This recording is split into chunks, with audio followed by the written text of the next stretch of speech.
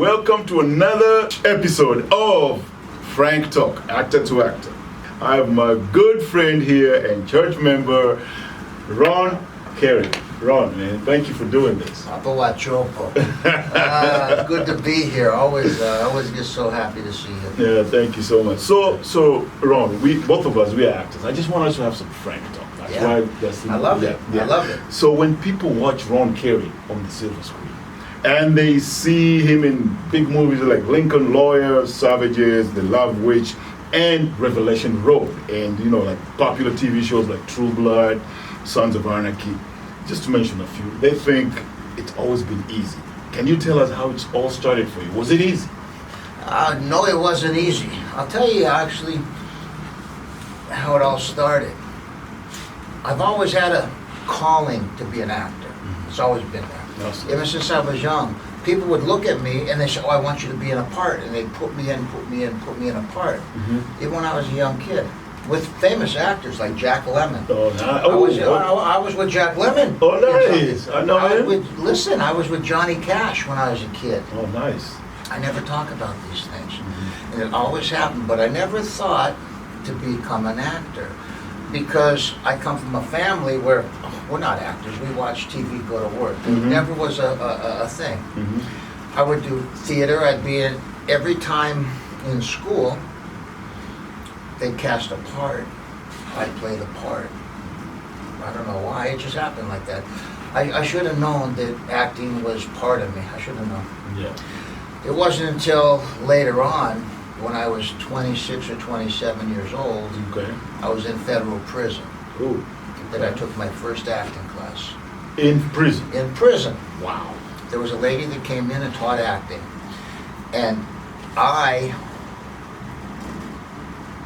had a gift in acting. I thought everybody else was a better actor. They said, "Oh, you're good, you're going to be a good actor one day." I didn't want to be an actor. My girlfriend from 10 years had just left me. I was brokenhearted. I wanted to feel anything but brokenhearted. Yes. So I jumped into a characters to not feel the pain I was feeling. And I did Shakespeare. Wow. I started out as an actor doing Shakespeare. Doing Shakespeare. In prison. That's the hardest thing to do. I'm so scared of Shakespeare. That's the only acting thing that I avoid. I run away from Shakespeare. And here you are in prison, first acting gig, Shakespeare. Shakespeare, the ghost of Hamlet's father, is what I would do. We would do it, and everybody says, "Oh, you're a natural." I said, "I don't know what you're talking about. Everybody else is good." I was just trying to get through the lines.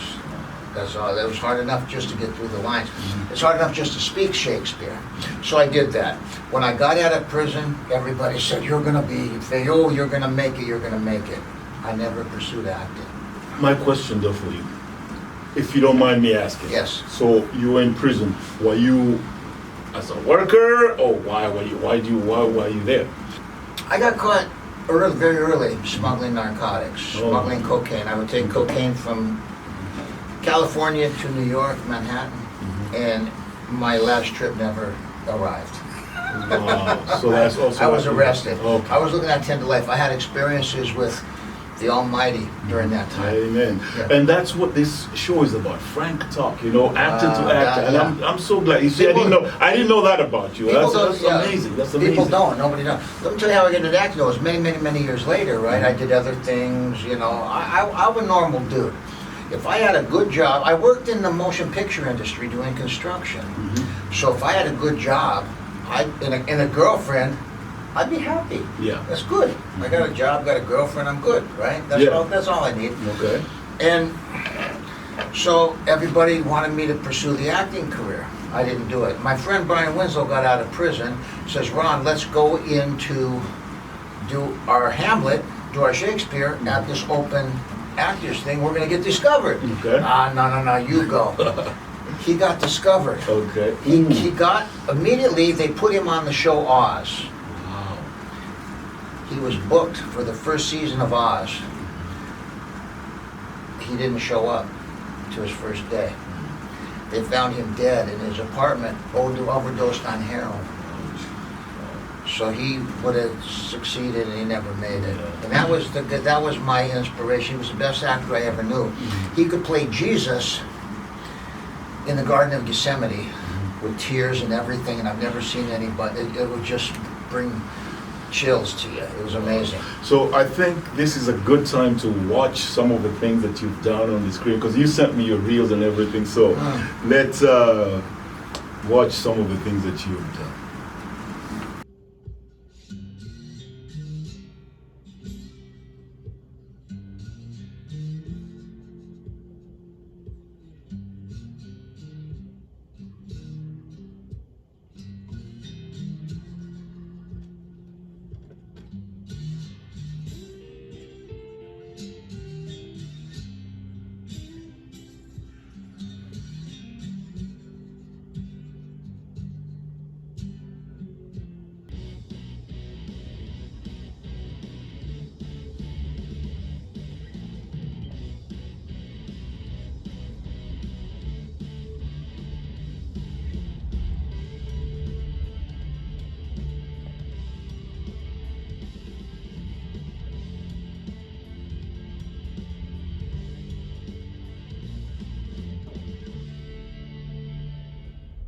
No bounds.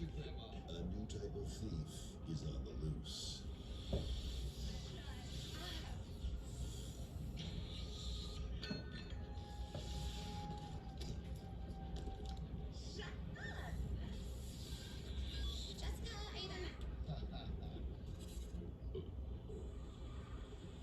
Good luck in there. What can you do to survive?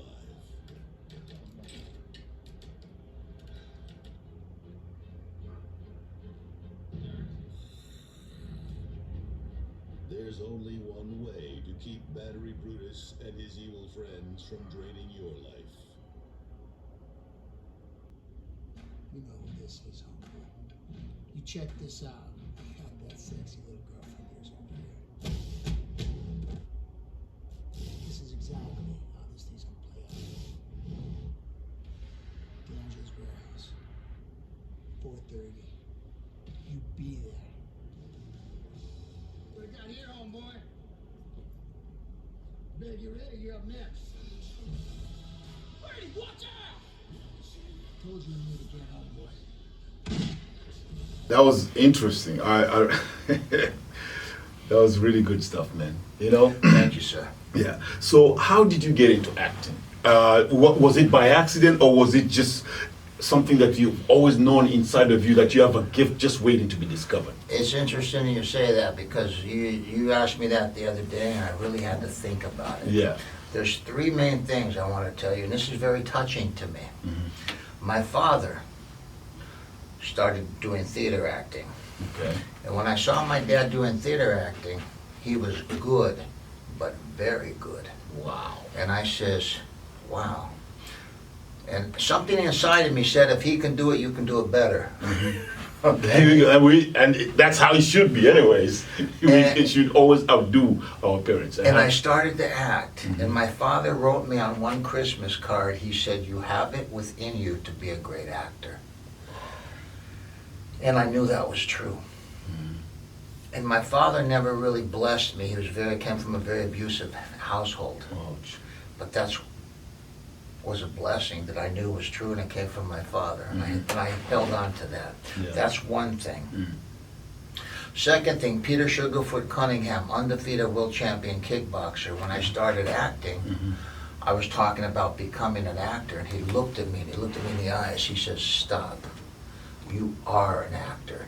Now, Peter's done more movies than anybody I know, worked with Eddie Murphy and everything. Wow, okay. He said, you are an actor. So the other part was I had to realize within myself that was part of me to be an actor. That your friends were validating, telling you, hey, you can do this, you know. You are.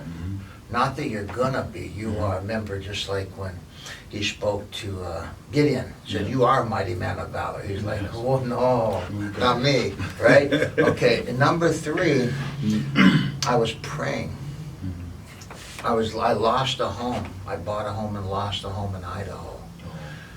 There was no work in the motion picture industry. And And I prayed, God, I need to pay the bills. What do I do? And I heard God speak and said the exact word, be an actor.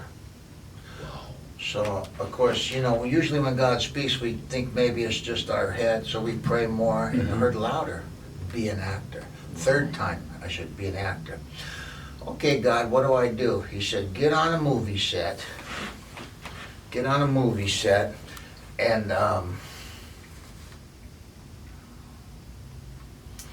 get in front of the camera, and take it from there.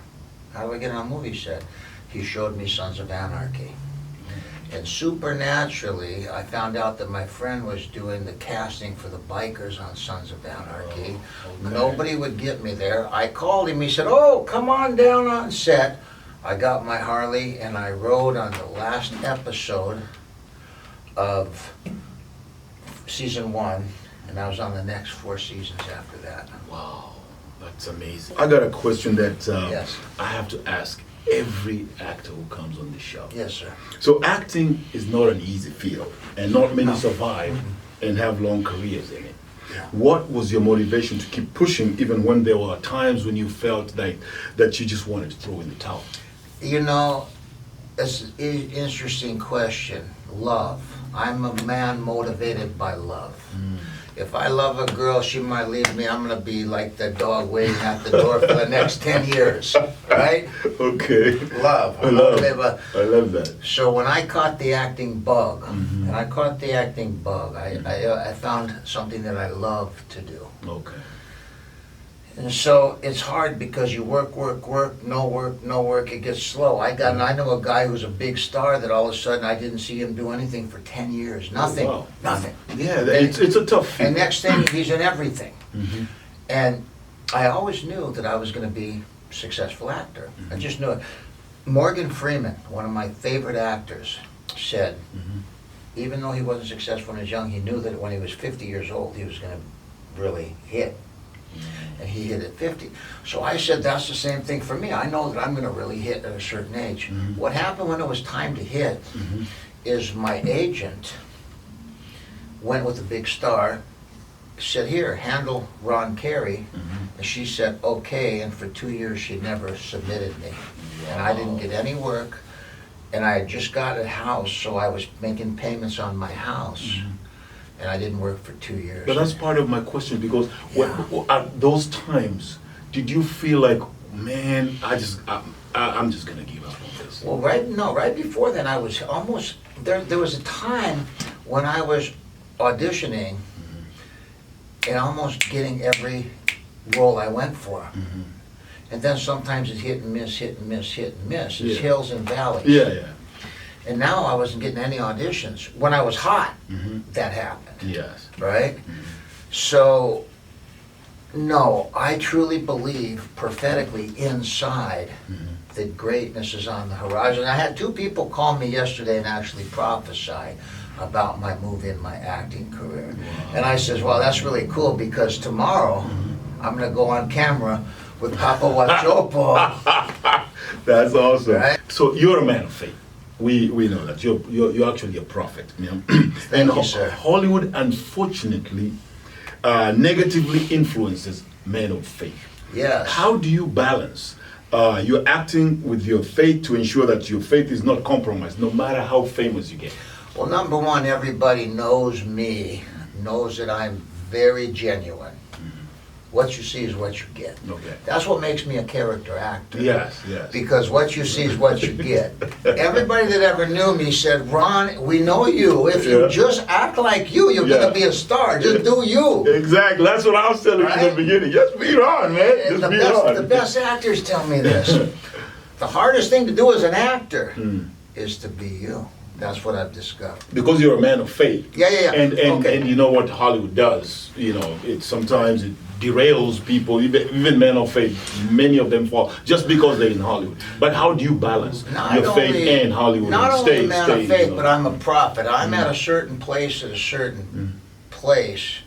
God strategically puts me in places where I can give a prophetic word from heaven to people in very influential places and situations. Even a prophet's presence on a set or on a stage will change environments, and this is, we know this is Yes, true. yes, exactly. Everybody knows that I'm a man of God, Okay. that I'm a Christian, that it's Jesus first. I haven't been put in a situation to really play any real compromising things.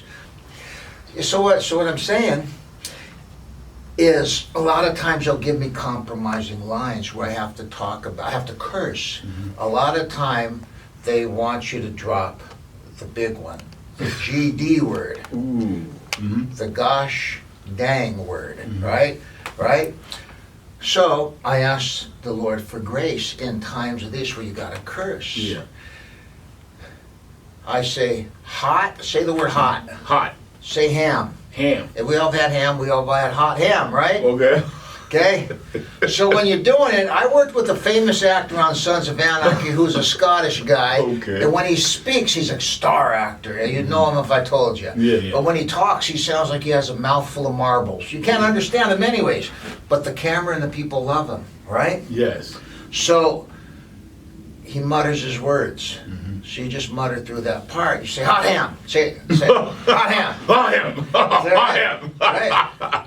That hot ham. That's a good. Right? That's a good one. That's one of the tricks I do, right? Okay. Or you ask the Lord for a speak to say the word in a tongue. Yeah. If we pray in tongues, and God will give you grace in that time to speak over something, and the director and the camera never catches it. You go right through. Okay. That's one way that I get around that personally, because a lot of times if you're on a TV show and you change one of their words or one of their lines, Yeah, they get mad. They get really mad. Yeah. So we have to, but if you mutter through it, they think you got it, and you're just, you know how you just throw some stuff together and it really works? Yeah, exactly, I yeah. learned that watching other actors. Just throw something together Nice. and mutter it through. Okay, so here we go with the Hurley question. Okay. Your gift will open doors for you. We all know that. Oh, And let's hope so. you're a Prophesy. gifted rider right there. You're a gifted rider. I mean, you have this big Harley. And Yeah. My question is, has just riding this Harley, has it been a blessing to you in the movie industry at all? Wow, that's a great question. Let me tell you something. This is powerful that you asked me this question. Has it been a blessing? I was at Church on the Way, Okay. which is a church that I started with 30 years ago. Yeah. I went to prison, came out of prison, lost almost everything, but I had my Harley. And there was a woman prophet, they came out and says, young man, come here. You've lost everything, but you still have your Harley, and God's going to use you and your Harley to do great things. Wow. I never would have thought about that if you didn't ask me that. But most of the work that you've done in Hollywood has been character-based acting. And most people know you, like me personally, who know that you are a trained martial artist with black belts in most of these forms of arts that you know. Because I know you know a lot of art forms.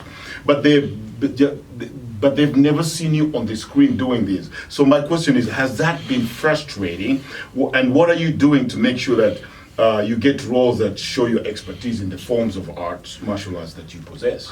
Unfortunately, I can't do anything to get the parts that I get. It's pretty much God open the doors, give me what I get. Yes. I mean, most of the martial art films have to do with people that are writing their own films, casting their own films, funding their own films, and distributing their own films. Yes, Like, okay. like David, those guys. Yeah. So, I haven't really had the opportunity to showcase my talents yet. Yeah. I have a prophetic word It's coming. from many years ago that said I'm going to have something that I'm going to have the perfect character for me. There's another guy that wrote a comic called Bill the Bull, and it's about a ex-cop that was cursed by voodoo that became a bull, and now he runs around. It's a comic book guy.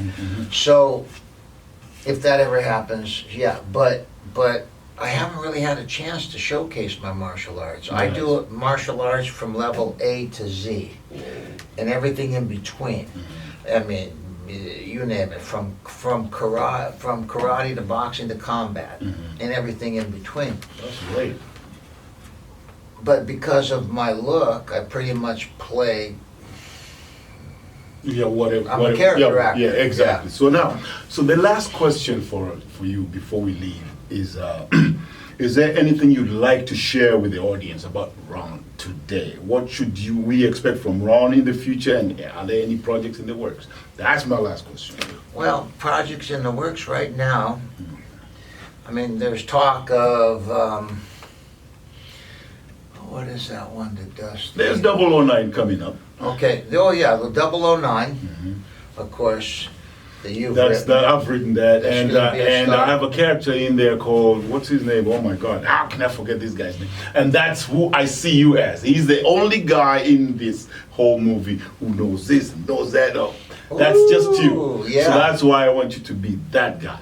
I love it. And when I'm ready, I will when we put the money together, Yeah. I will give you the script so you can read it and see if you see yourself as that guy. Because I see you as that guy. If you see Knowing it- who you are, I see you as that guy. And Boneyard Press Comics, they would always sell out, and they had a character that would always sell out. And remember Hellboy with Ron Yes, yeah. Hellboy. Mhm. Hellboy used Bill the Bull, the character Bill the Bull. So I'd be playing a character something like that. Yeah. You know, just Oh, okay, That's something like him. They wanted me to do that also. And there's another one where I play the head of a motorcycle club in a rival motorcycle thing, which is easy for me. Yeah, Ron, I must say it was amazing to have you on this set. I'm so delighted that you came. You know, out of your busy time and everything after church. So I just want to tell everybody out there that thank you so much for that's our show today. We had Ron Kari over here, martial artist. He knows everything to do with fighting, combat, and all that stuff. Ron Kari, and I will see you again in the next episode of Frank